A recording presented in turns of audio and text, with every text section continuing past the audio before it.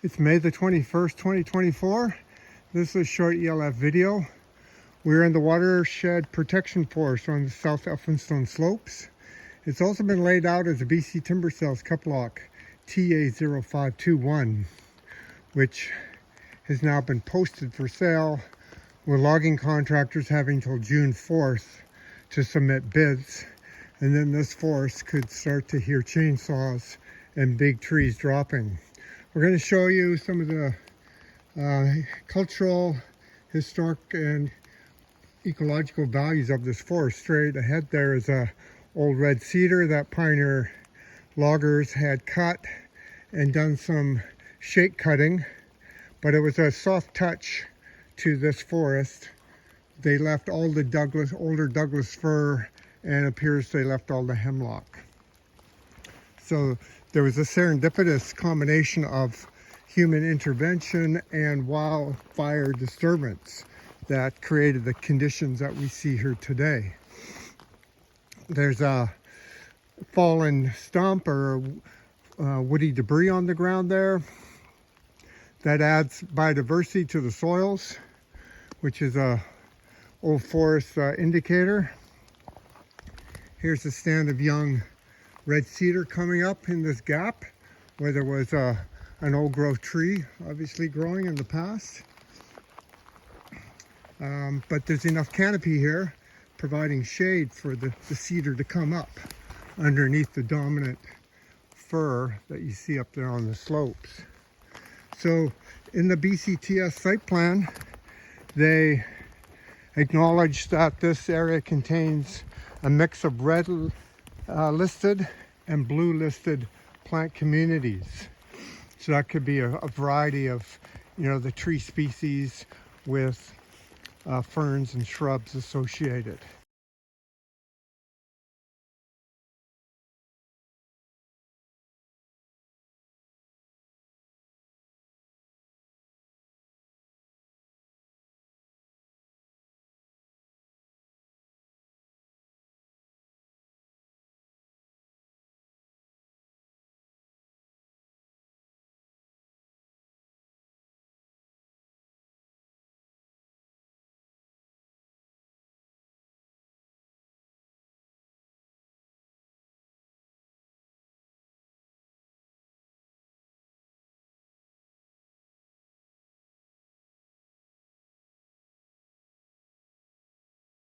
So it's a unique site. It's south-facing towards the Salish Sea. It's in the coastal western hemlock, dry maritime zone. And then it has its own specific site series, which is where the red and blue listed plant communities are found.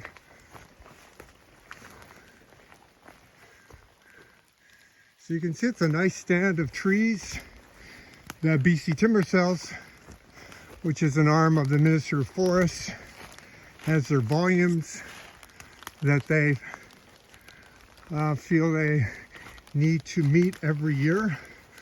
Otherwise, it almost seems like the timber sales managers across BC, their jobs would be at stake. So even though we pointed out a lot of ecological concerns here, that their watershed assessment was faulty just based on the deterministic methodology of using equivalent clear-cut area, or ECA, as a determining factor of how much more wood or how many more trees can be logged in here. And our study by Dr. Yunus Aliyah from the UBC Department of Forestry provided a solid critique of using ECA as a single determining factor on how much of forest cover can be lost in individual watersheds. They still cannot even defer it for a year or two as a bare minimum for further consideration and review. Plus the BC Timber Cell's own consultant from Polar Geoscience clearly stated that BCTS has to work cooperatively with Ministry of Transportation and Infrastructure to have MODI, the Ministry of Transportation, conduct a stream crossing review before any logging proceeds here. However, when ELF contacted MODI representative for the South Coast, he said they had no intention of doing a stream crossing review of the various streams that cross below here. You know, there's various culverts where they play creeks like Joe Smith, Molyneux, Slater, Leak, and Whitaker to the east cross private roads, private driveways, and of course Highway 101. So that stream crossing review will not happen before they log. So if there's a peak flow event due to the logging, and especially the road building where so much water gets redirected down long ditch lines and through culverts, then it's a game of Russian roulette, BCTS roulette, on how much water flow these various historic or legacy culverts can still manage for the outflow before they get plugged up, clogged, and become overwhelmed with water flow, and could eventually erode out the pavement, and then the culvert goes. On the north side of Highway 101 along a ditch line that originates up by Leak Road. This is a long ditch that's contributing water flow to the main channel here that we're looking at, which is Leak Creek. Leak Creek begins or forms in the upper part of the TA0521 block, and this is the flow after 1 day of rainfall. Now, the BCTS consultant for geoscience recommended that a MODI complete a stream crossing review before any logging or road building occurs in the proposed cup block. Now, MODI did not agree to conduct that stream crossing review to look at things like this particular culvert. Does it have enough capacity? Is it in good structural shape to carry more water flow that will occur once the cup block is completed and the surface water from the block comes off, hits the new logging road proposed, comes down there, the long ditch lines from logging roads, and enters Leak Creek. So this creek could swell by 4 to 5 times as much water once the cup block is completed, and if we had a 3-day atmospheric river event. You can see the top of the culvert to the road surface there is not more than 2 feet. So the capacity here is limited. Therefore, there should be no logging undertaken until MODI does complete the stream crossing review, which was recommended to BC Timber Cell to make sure it happens. We're standing here beside one of the tributaries to Slater Creek as it's coming down here towards the BC Timber Cell's TA0521. It does flow through part of the boundary there of the block. And this is the amount of flow after a 1-day rain event. You can see the banks of the channel are eroding away. There's an alder right there. If there was a 3-day of like atmospheric rain event here, this creek could swell by 4 or 5 times. That rock might be vulnerable to getting dislodged, and then more material, more trees, branches, sand, these pebbles, maybe that bigger rock could make its way downhill, gravity fed, towards this culvert, which is passing underneath the Seashell Roberts Forest Service Road here. And again, we're below sections of the BCTS block TA0521. As been discussed many times over, BC Timber Cell's consultant Polar Geoscience recommended that BCTS coordinate with the Ministry of Transportation, or MODI, to get them to do a stream crossing review, which they declined to do because they don't have a budget for stream crossing review at this time.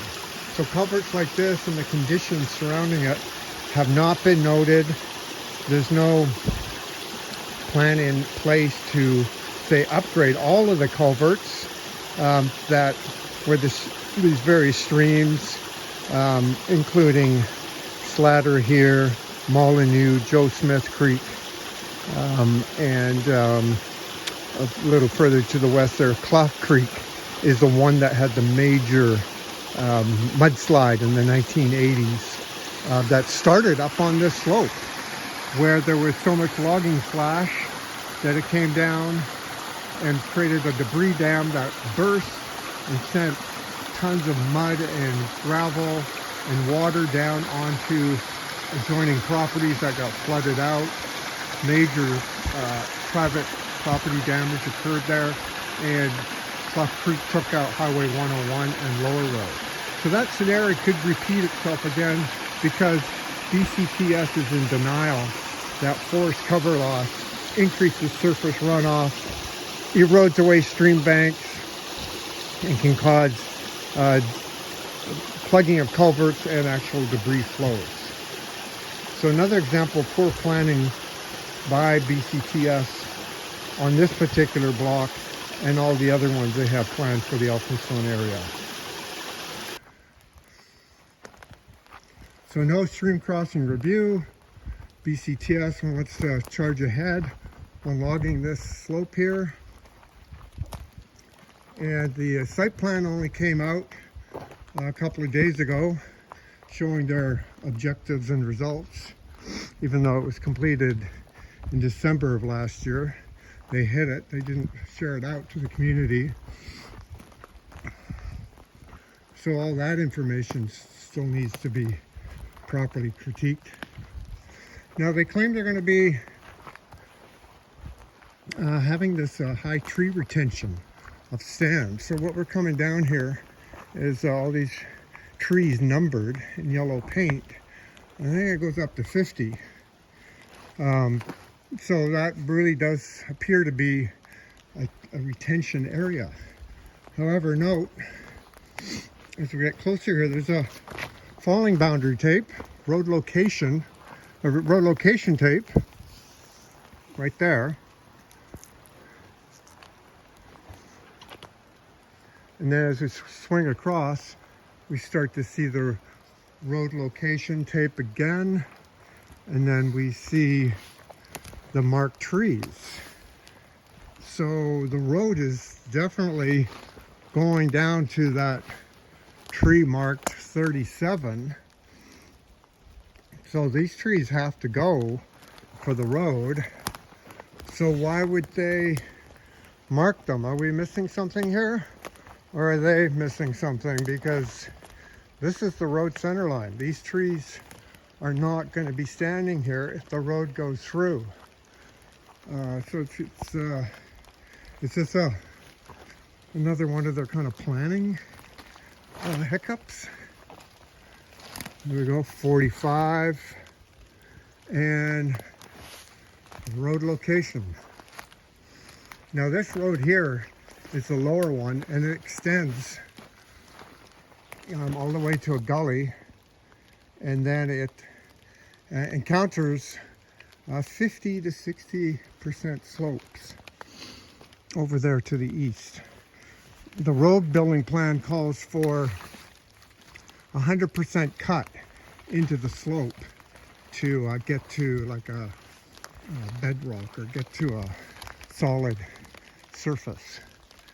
So that's really problematic when you have to do 100% cut and back and haul the material, because you can't sidecast it because the slope is too steep.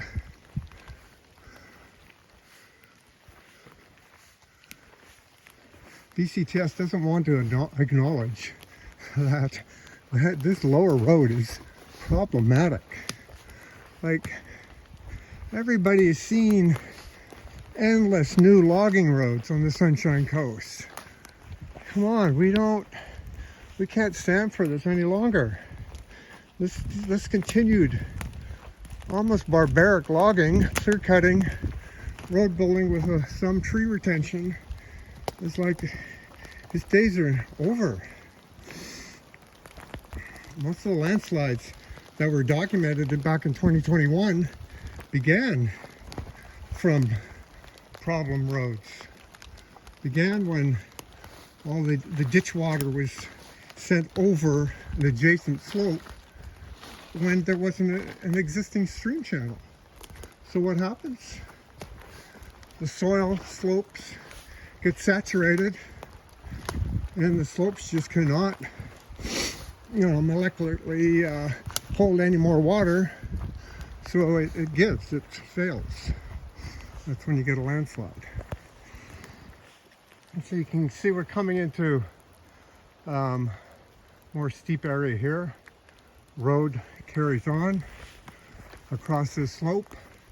I don't see any numbered trees across this whole slope. There's a bluff up there where they have taken the block out of the bluff out of the block, which is a no-brainer. And there's again some small hemlock pulp, no doubt. There's some better, more structural fir in here.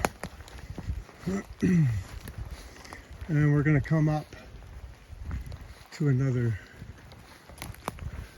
section of the road as it crosses over a more steep area over there. This is where we're going to stop. We're still holding out that BC Timber Sales reconsiders that this forest stand is more valuable logging than with all the environmental services it's been providing to the Sunshine Coast, really for 200, 500 years. Even though there was a little bit of hand logging in here, there was that wildfire disturbance, but we don't see any slope stability issues in here. This has been protecting the hydrology above Highway 101 and above for all the residents on roads such as Upper Conrad and Highlands area. Thanks for watching.